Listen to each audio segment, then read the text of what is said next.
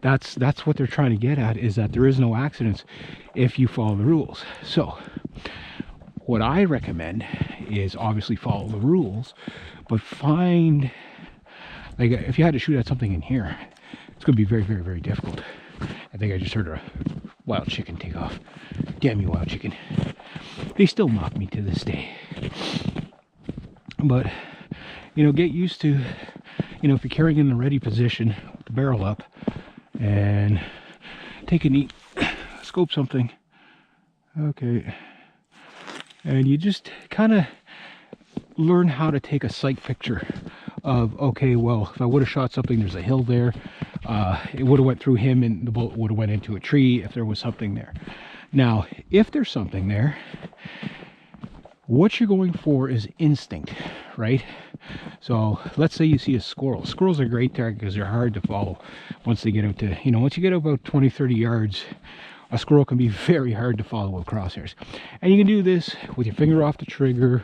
You're not trying to break any laws or like that, or you're not trying to unnecessarily kill animals that you don't intend to eat or harvest or conservate or whatever.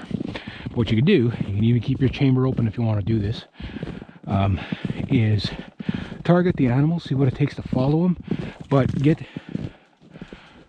like this little guy right here. Where's he?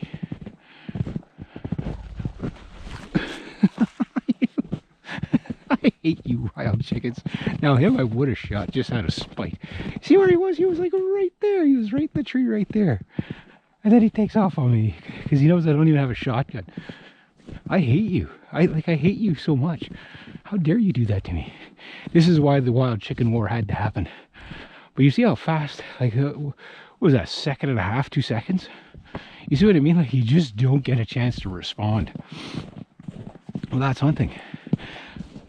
So you have to get used to getting ready. That's why I mean, like, this rifle's too heavy to respond, but shooting you wouldn't shoot a bird with this anyway. You'd obliterate, you'd never find them. It'd just be a poof. But the point I'm getting at is that you take a shoulder of something, you get used to responding to movement and stuff like that, but the second you're on target, you've got the full sight picture and your brain tells you whether that's a good shot or not. Rather than trying to figure out it's a good shot, the sight picture tells you.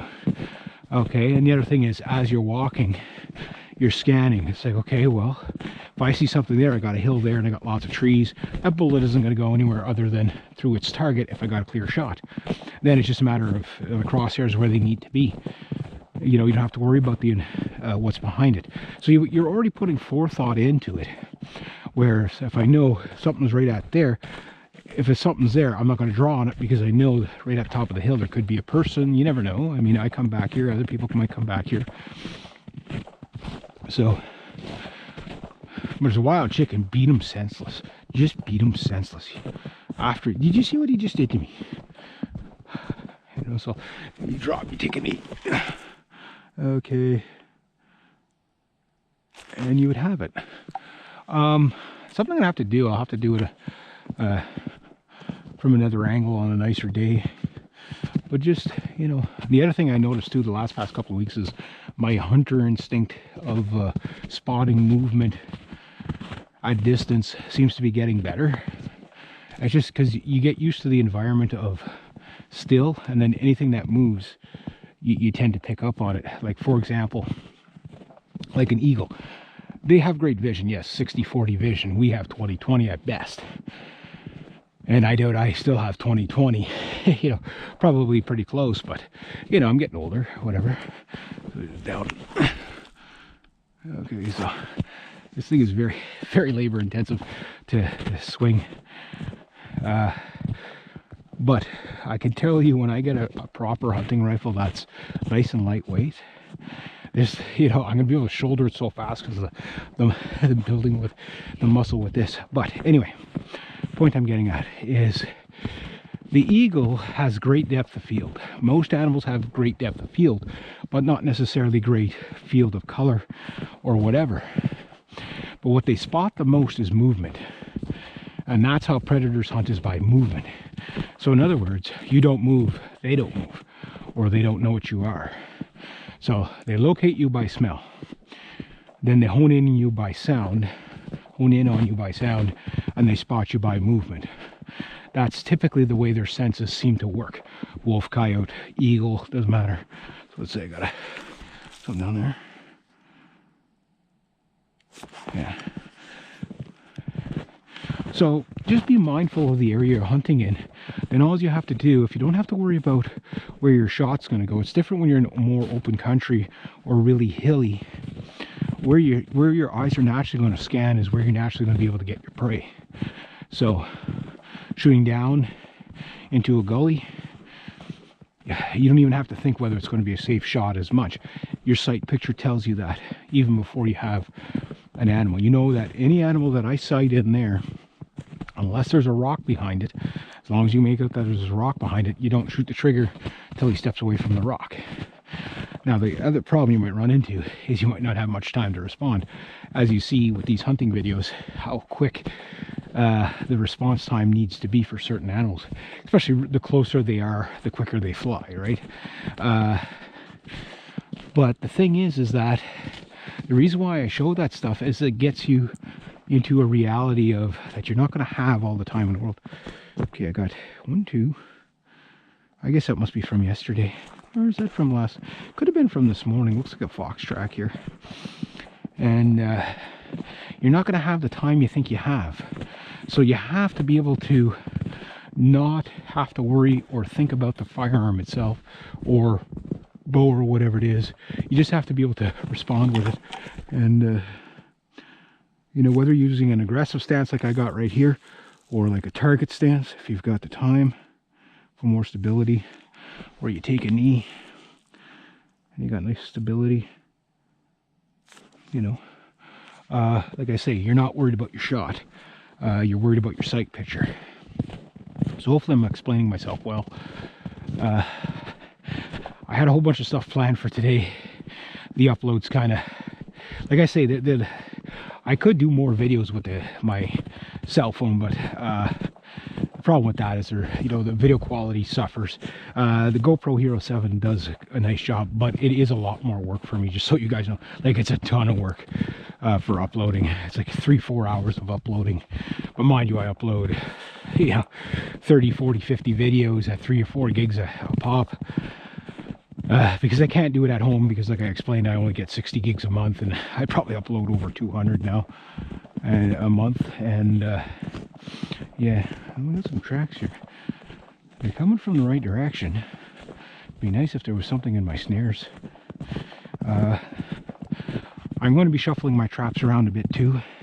I was hoping to get the rest of those snares out today, but I'm not bringing back the bait till all my snares are up, because then that way I can get you know, have everything ready to go. So when the wolves do come in, and they could come in at any time, and when I see them, I know that as long as all my stuff is up, I might accidentally catch one, but when I put the bait out, I will be purposely catching one or two. The idea is to kind of blitzkrieg them, set everything up, then bring in whatever it is you want to lure them with, and then from there bring in your bait or whatever. So see that little bunny hopper? He went right in underneath my snare, just like I wanted him to. That's exactly where I want him to go. In fact, I would encourage that he does it a little more frequently, so that wandering animals of interest would put more effort into there. Okay, what's going on with my snare? Oh no, okay, so it got messed around, something moved it. Yeah, something moved my snare. I'm gonna have to fix that up. Probably squirrels, could be weasels, could be the rabbit, whatever. I'll have to definitely get in on that. I found out some other good news too. If you, wherever you're trapping, a little tip I can give you is wherever you're trapping, make sure you check out your regulations frequently on their websites, because I thought I was only allowed 1 or possibly 2 links, And I was looking up last night what the rules were on snaring foxes, because I obviously got a couple of foxes back here.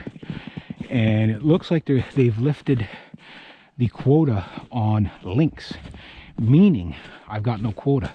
So if I can draw in a lynx, catch as many as I want, and they're worth quite a bit. Yeah, same to you, buddy. Where is he? Where's that little bugger? He's on the backside of the tree there, trashing my. He's trash talking. This is my hood, man. This is my. You ain't even paying rent.